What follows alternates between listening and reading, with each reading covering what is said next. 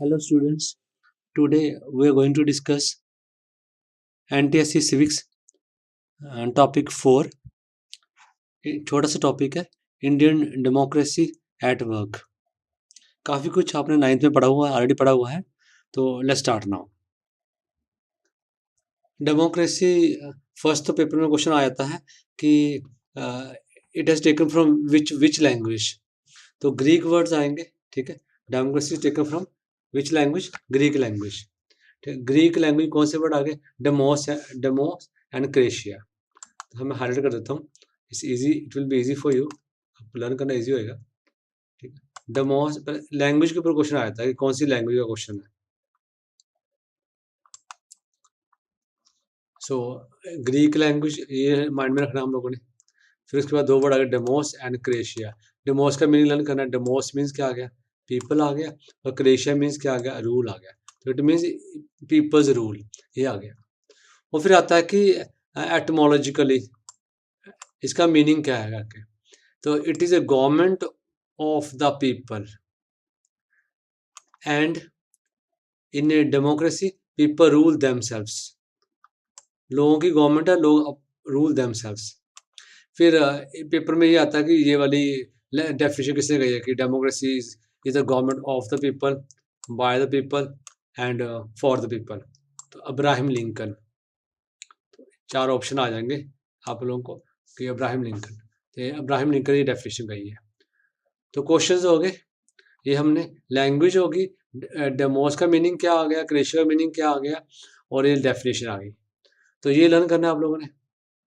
उसके बाद आगे हम पूछेंगे कि जो डेमोक्रेसी है उसके 4 पिलर कौन कौन से वाले हैं, लिबर्टी, इक्वालिटी, फर्टर्निटी और justice. So these are the 4 pillars of the democracy, ये हमने लर्न करना है। फिर डेमोक्रेसी ये आ गया कि डेमोक्रेसी इज ऑफ 2 टाइप्स, 2 तरह का आ गई, एक डायरेक्ट डेमोक्रेसी और इनडायरेक्ट डेमोक्रेसी। डायरेक्ट डेमोक्रेसी हो गया कि जैसे पंचायती राज आ गया कि लोग खुद ही डिसाइड करते हैं, कोई भी रूल बनाना है तो लोग मिलकर सारे इकट्ठे होते हैं और रूल बनाते हैं। पुराने ज़माने में जब छोटी छोटी स्टेट्स थी, कंट्रियाँ थी, तब ऐसा ही होता था कि लोग they assemble at one place and they take decisions. It means कि रूलर्स और पीपल एक ही हैं, कोई डिफरेंस नहीं करके, जैसे hardly any difference between rulers and people. अब इनडायरेक्ट डेमोक्रेसी में क्या होता है, जो हमारे देश में आजकल चल रही है, मतलब हमारे देश में क्या कि मोस्टली देशों में यही चल रही है इनडायरेक्ट डेमोक्रेसी। क्यों? क्योंकि नाउ डेज की पॉपुलेशन इतनी ज़्यादा हो गई है करके, तो इसे includes, so it is very difficult for the all the peoples to assemble at one place. एक जगह पे इकट्ठे हुई हो नहीं सकते करके, इकट्ठे नहीं हो सकते, डिसीजन कैसे लेंगे। इसलिए लोगों ने अपने रिप्रेजेंटेटिव चुने हुए करके, and the representatives they take decisions on the behalf of people. So when the representative indirectly, ठीक है, they rule on behalf of people, so this type of government is called indirect democracy। ये 2 तरह की democracy होगी। फिर हमारा next topic आता है इलेक्शन प्रोसेस। तो इलेक्शन प्रोसेस में आएगा कि ये जो जितनी हैं सारी, ये इलेक्शन प्रोसेस में बहुत सारे स्टेजेस हैं, देयर आर सेवरल स्टेजेस। ठीक है, तो ये सारी स्टेजेस हैं और स्टेजेस सारी ये सीरियल ऑर्डर में है। यू हैव टू लर्न कि ये सारी की सारी स्टेजेस को आपने सीरियल ऑर्डर में अच्छे से लर्न करना है कि सबसे पहले होता क्या है। सबसे पहले मैं छोटी सी, मैं आपको I give you brief description of every stage कि इंडिया में जो इलेक्शन प्रोसेस है कैसे होता है। सबसे पहले क्या होता है कि demarcation of the constituencies. Constituency होता है कि एक एरिया जिसमें इलेक्शन लड़ने हैं, तो पहले वो डिवाइड होते हैं अकॉर्डिंग टू पॉपुलेशन। अब इंडिया में लोकसभा इलेक्शंस के लिए 543 कॉन्स्टिट्यूएंसीज हैं, तो 543 एरियाज हैं। और फिर उसके बाद क्या होता है, वोट लिस्ट बनती है। वोट लिस्ट कैसे बनती है, ऑलरेडी बनी होती है। उसमें क्या कि जो people who attain the age of 18 their names are added, और जो लोगों की डेथ हो गई है देयर नेम्स आर डिलीटेड। तो बिफोर इलेक्शंस जो वोट लिस्ट है अपडेट होनी है करके। फिर नेक्स्ट आ गया, नेक्स्ट प्रोसीजर आता है कि हमारा स्टेप आता है कि डेट ऑफ इलेक्शंस। पूरे इंडिया में इलेक्शन करवाने की रिस्पॉन्सिबिलिटी है वो इलेक्शन कमीशन ऑफ इंडिया की है। तो वो इलेक्शन कमीशन सारे काम करेगा, इलेक्शंस की डेट अनाउंस करेगा। डेट अनाउंस करने के बाद फिर क्या करेगा, वो जो भी जिसने इलेक्शन लड़ने हैं वो अपना फॉर्म भरेगा, and that form is called nomination form. तो नॉमिनेशन फॉर्म भरना है। नॉमिनेशन फॉर्म भरने के बाद फिर क्या आएगा, स्क्रूटनी। स्क्रूटनी क्या होता है कि चेकिंग, कि जो जो जो फॉर्म भरा है उसमें चेक करते हैं कि सारे पर्टिकुलर्स वगैरह सब ठीक है, ठीक। और कोई बेसिक कोई बच्चा है, जैसे आप लोग हैं, आप 10th का कोई बच्चा वो फॉर्म फिल कर देगा तो उसका फॉर्म रिजेक्ट हो जाएगा। क्यों? क्योंकि उसकी एज ही नहीं है, 18 ईयर्स है नहीं है। फिर उसके बाद आ गया कि फॉर्म जिसने फिर पहले जोश में आके भर दिया, ठीक है, बाद में मन कर नहीं नहीं ऐसे ही फालतू में पंगा क्यों लेना, तो विड्रॉ करना, विड्रॉ भी हम लोग कर सकते हैं। यू कैन विड्रॉ, कुछ दिन होते हैं, फ्यू डेज, तो between that days if you want to withdraw you can withdraw your nomination.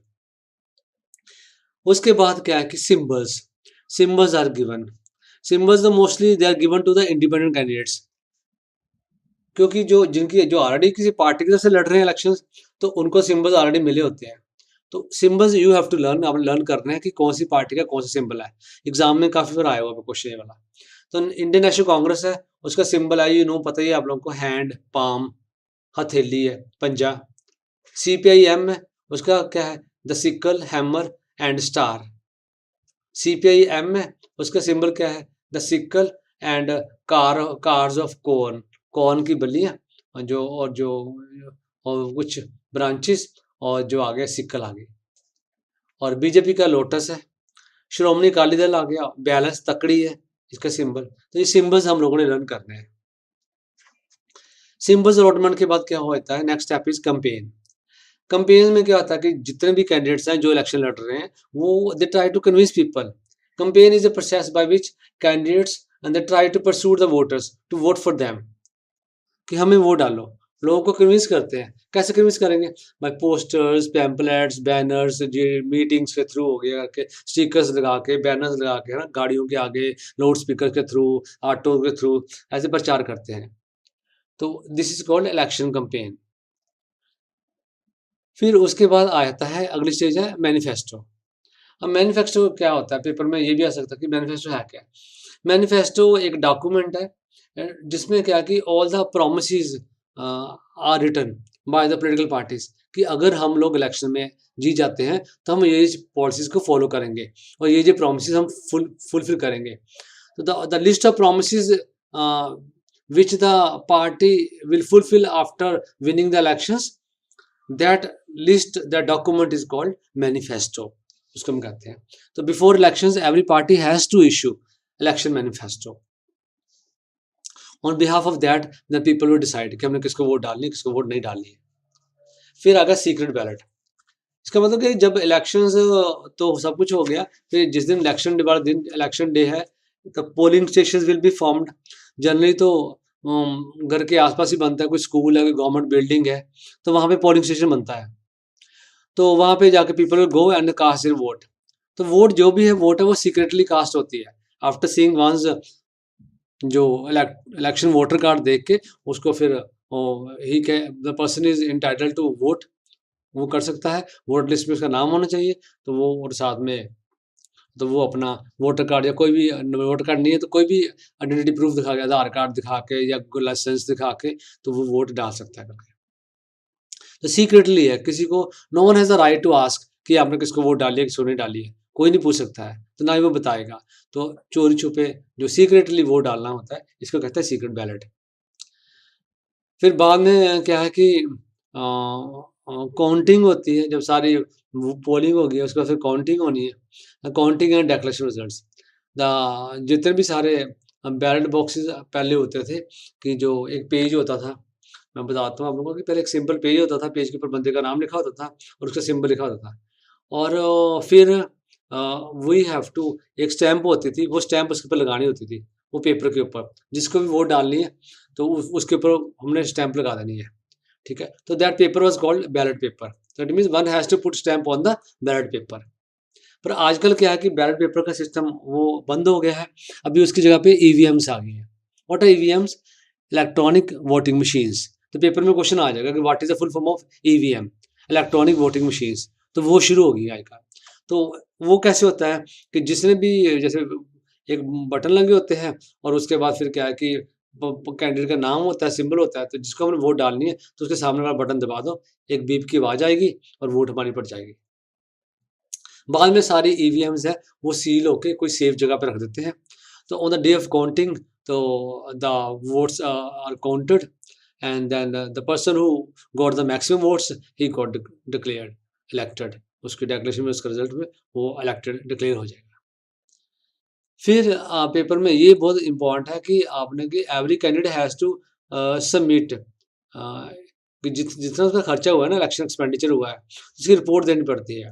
तो पेपर में आएगा कितने दिन में, 45 days after the elections are over, every candidate has to submit the detailed expenditure incurred in the election, ठीक है, to election campaign कि कितना कितना खर्चा हुआ करके, ठीक है। तो इलेक्शन कमीशन को रिपोर्ट देनी पड़ती है ये वाली। तो ये भी पूछ सकते हैं किसको रिपोर्ट देनी पड़ती है, इलेक्शन कमीशन को, हमारा कितना खर्चा हुआ है। कब देनी है, after the 45 days of elections. Appeal against elections कि अगर कोई सम पर्सन फील वो हार गया है और उसको ऐसा लगता है कि इलेक्शन गलत तरीके से हुए हैं, कुछ इसमें वोटिंग गलत हुई है करके, तो he can appeal to election commission. Election commission देखेगा कि अगर उसकी बात जेन्युइन है करके, ठीक है, तो वो इंक्वायरी करेगा। तो with then if he feels कि इलेक्शंस सच्ची कुछ गड़बड़ हुई है, तो he can order for repoll, कि वहाँ पे रीपोलिंग के वो ऑर्डर दे देगा। So this is all about जो इलेक्शन प्रोसीजर इन डिटेल हम लोगों ने कर लिया है। तो सभी चीज़ों के बारे में यू शुड नो कि है क्या। उसके बाद आ गया कि एक न्यू वर्ड है पब्लिक ओपिनियन। पब्लिक ओपिनियन होता है कि पीपल्स व्यूज। तो पीपल्स व्यू कैसे फॉर्म होते हैं और how it can be expressed. तो पब्लिक ओपिनियन आ गया। पब्लिक ओपिनियन मीन्स कि ओपिनियन ऑफ द पीपल, मतलब पीपल्स व्यूज, ठीक है। तो जनरली जो पब्लिक ओपिनियन फॉर्मेशन के there are two types of means for the formation of the formation and expression of public opinion. तो दो मीन्स है, there are two main means आगे फॉर्मेशन। एक तो हमारा आ गया कि आप लोगों का पॉलिटिकल मीन्स आ गया, ठीक, और दूसरा आ गया एजुकेशन मीन्स। पॉलिटिकल मीन्स कौन कौन से आ गए, मीटिंग्स है। मीटिंग्स में डिफरेंट नेता है, अपने अपनी पार्टी की तारीफें करते हैं, अपने अपने तारीफें करते हैं। तो मीटिंग्स में दे ट्राई टू इम्प्रेस, फिर they try to get people's opinion in their favour, कि ये लोग हमारे फेवर में आ जाएं। तो ऐसे रैलियाँ वगैरह करते हैं, मीटिंग्स करते हैं। फिर और जो डिफरेंट पॉलिटिकल पार्टीज होती हैं, हर पार्टी का एम क्या है, एम तो यही है कि पहले हमने पावर में आना है, पावर में आना, गवर्नमेंट फॉर्म करने करके, ठीक है। तो इसलिए उनको है कि they have to make public opinion in their favour. तो अपनी पार्टी में सारी पार्टियां वो सारे ओपिनियन अपने फेवर में करने के लिए वो कोशिश करती हैं। Political parties they try to form public opinion in their favour and they also prove to be means for the formation of public opinion. ऐसे लोगों को कन्विंस कर करके अपनी तरफ लेके आती हैं। तो पॉलिटिकल पार्टीज भी क्या है, वो भी मीन्स है in the formation of public opinion. फिर आ गया इलेक्शंस। अब इलेक्शंस के टाइम पे क्या है कि सारी पार्टीज, हर बंदे ने क्या करना है, उसने अपनी तारीफें करनी है, सभी लोगों को अपनी तरफ खींचना करके। तो ड्यूरिंग इलेक्शंस बहुत सारे जो है पब्लिक ओपिनियंस फॉर्म होते हैं। कोई किसी पार्टी को गंदा कहता है, कोई किसी को अच्छा कहता है, इस तरह चलता है। Political parties that try to influence the public opinion in their favor. कैसे? Through meetings, processions, functions during elections. तब बड़ा फॉर्मेशन ऑफ पब्लिक ओपिनियन होता है। लेजिस्लेचर्स होता है कि जैसे पार्लियामेंट वगैरह या स्टेट लेजिस्लेचर है, तो उसमें लोकसभा की, राज्यसभा की या हमारे स्टेट लेजिस्लेचर की सारी प्रोसीडिंग्स, जो भी नेता बोल रहा है, कौन नेता क्या बोल रहा है, कैसे बोल रहा है, तो हम सबके व्यूज सुनते हैं टीवी के ऊपर। तो उसके अकॉर्डिंगली फिर हम वी कैन डिसाइड कि कौन सी पार्टी अच्छी है, कौन सी पार्टी के नेता अच्छे हैं, हमने किसको वोट डालनी है, किसको वोट नहीं डालनी है। तो लेजिस्लेचर्स थ्रू लेजिस्लेचर के थ्रू नेता अपनी बात कह के वो they try to impress people, लोगों को इम्प्रेस करते हैं, अपनी तरफ खींचने की कोशिश करते हैं। So these are the political means. so let's start with the next means आगे हमारे एजुकेशनल मीन्स। अब एजुकेशनल मीन्स आगे कि फर्स्ट ऑफ ऑल आगे एजुकेशनल इंस्टीट्यूशंस। अब स्कूल कॉलेजेस हैं, स्कूल कॉलेजेस यूनिवर्सिटीज़, तो इसमें जो टीचर्स ने पढ़ाना है, जो टीचर्स पढ़ाएगा तो जो नेचुरली जो टीचर की आइडियोलॉजी है, टीचर वो अपनी आइडियोलॉजी बच्चों से शेयर करता है, तो बच्चे कहीं ना कहीं डायरेक्टली और indirectly they got influence by the teachers ideology, उसकी थिंकिंग।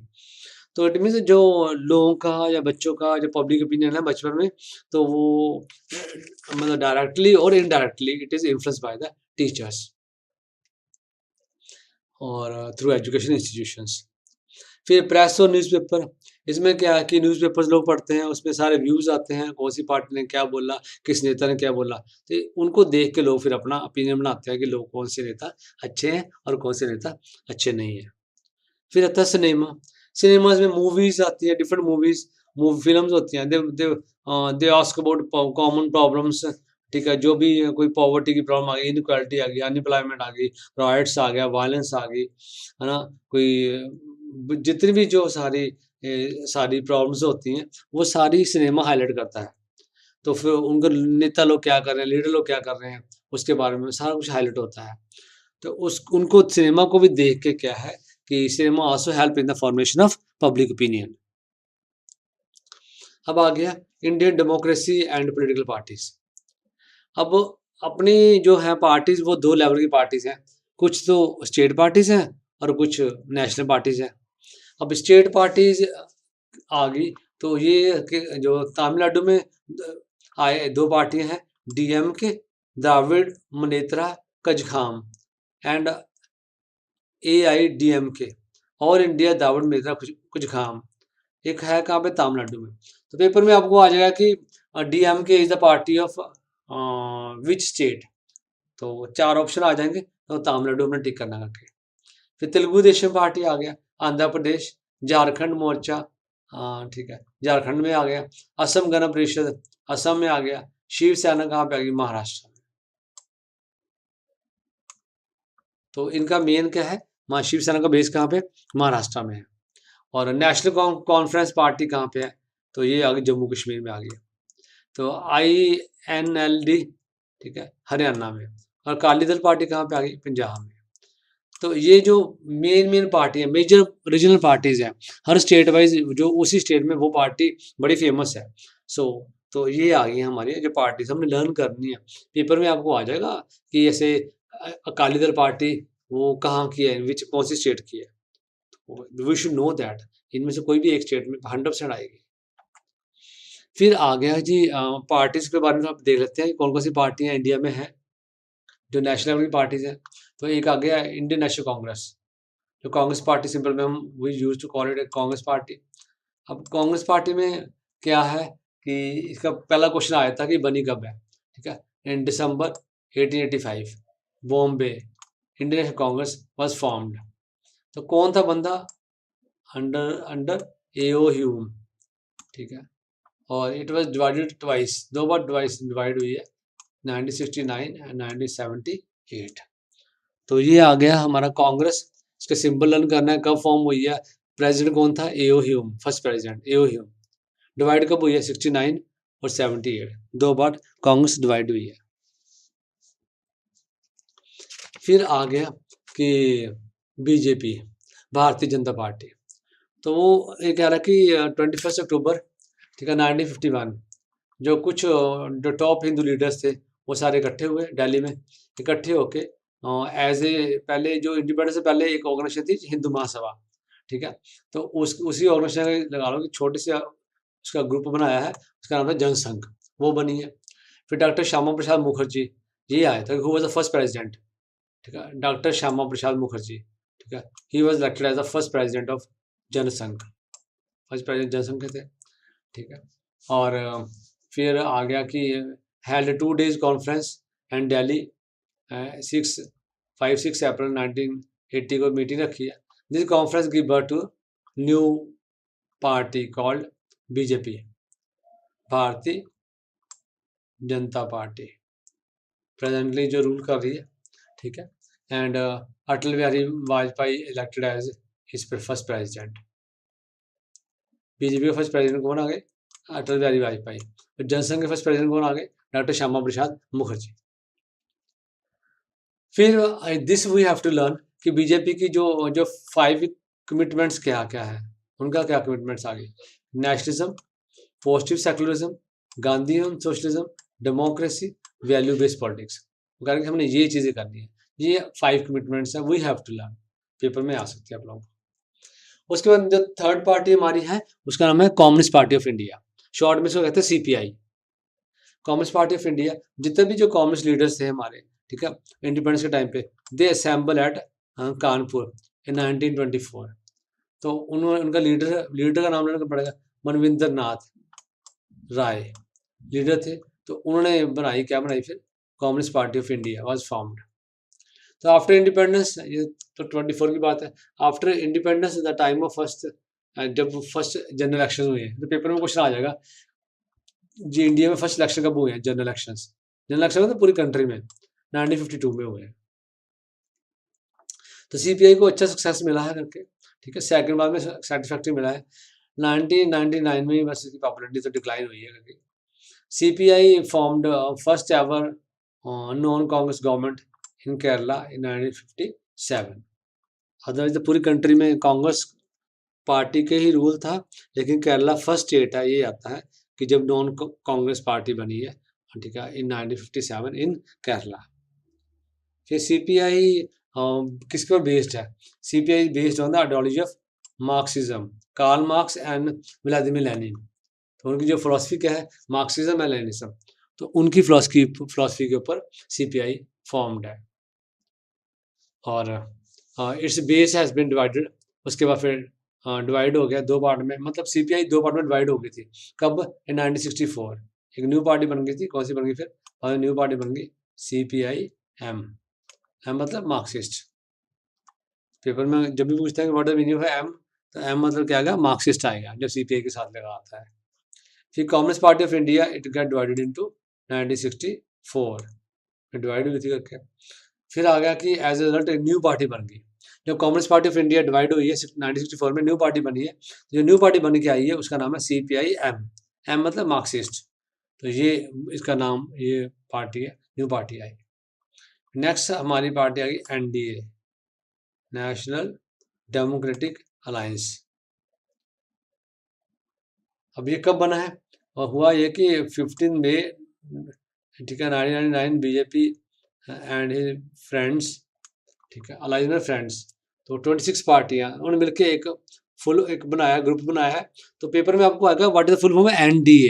एनडीए की फुल फॉर्म आएगी तो हमें कहना नेशनल डेमोक्रेटिक अलायंस, तो वो बनाया था। फिर रीजनल पार्टीज में हम पंजाब में हमारा एनडीए हो रहा था, तो हमने एक ही पार्टी पंजाब में मेन पार्टी है, उसका नाम है अकाली दल, शॉर्ट में अकाली दल कहते हैं, वैसे फुल नेम है श्रोमणी अकाली दल, SAD, श्रोमणी अकाली दल। पंजाब की पार्टी कौन सी वाली, SAD। अब श्रोमणी अकाली दल जो पार्टी है, तो it's the best known party इन पंजाब, ठीक है, इंडिया में, ऑफ कोर्स पंजाब के अलावा इंडिया में ही है। It is formed under the leadership of Master Tara Singh and Sardar Kharak Singh in 1920। अभी लॉन्ग बैक हिस्ट्री अगर जाओ श्रोमणी अकाली दल की, तो वो हिस्ट्री क्या कह रही है, तो वो ये कह रही है कि दो लीडर थे उसमें फेमस, मास्टर तारा सिंह, ठीक है, सरदार खड़क सिंह, ये दो लीडर थे 1920 में। तो उन्होंने ये गवर्नमेंट बनाई करके, पार्टी बनाई करके। दल was formed, the dal was formed with the objective to liberate the gurdwaras. शुरू में बने क्यों थी, to liberate the gurdwaras from the mahants. हमने पहले ही पढ़ा है हिस्ट्री बुक में कि जो महंत हैं उनके पास सारे गुरुद्वारा कंट्रोल था, और गुरुद्वारा में जो कहता है कि इलीगल और जो करप्ट एक्टिविटीज चलती थी, तो उन्होंने कहा कि हम लोगों ने इसको गुरुद्वारा को फ्री करवाना करके, तो इसलिए ये बनी थी। और the Dal was formed with the objective to liberate the gurdwaras from the clutches of mahants. The government has surrendered, और फिर बाद में इनकी जो मेन साथ में एक कमेटी बनी थी, उसका नाम था, फुल फॉर्म पेपर में आया था कि SGPC की full form, Shiromani Gurdwara Prabandhak Committee, was establish under law 1920। क्यों बनी थी, to maintain and manage the gurdwaras and the other religious affairs. तो इसलिए ये जो हमारी श्रोमणी, तो इसके ऊपर दो ही क्वेश्चन बनते हैं ये वाले कि अकाली दल कब फॉर्म हुई थी 1920 में, तो ये भी SGPC भी 1920 में फॉर्म हुई थी। इसका जो सिंबल क्या है वो बैलेंस है, तकड़ी जिसे हम कहते हैं, वो आ गया। सो this is all about your chapter. छोटा सा चैप्टर है लेकिन इम्पोर्टेंट है, क्वेश्चंस विल कम, तो इसको यू शुड लर्न केयरफुली, अच्छे से आपने करना है, ठीक है। ओके, थैंक यू बेटा, थैंक यू, बाय।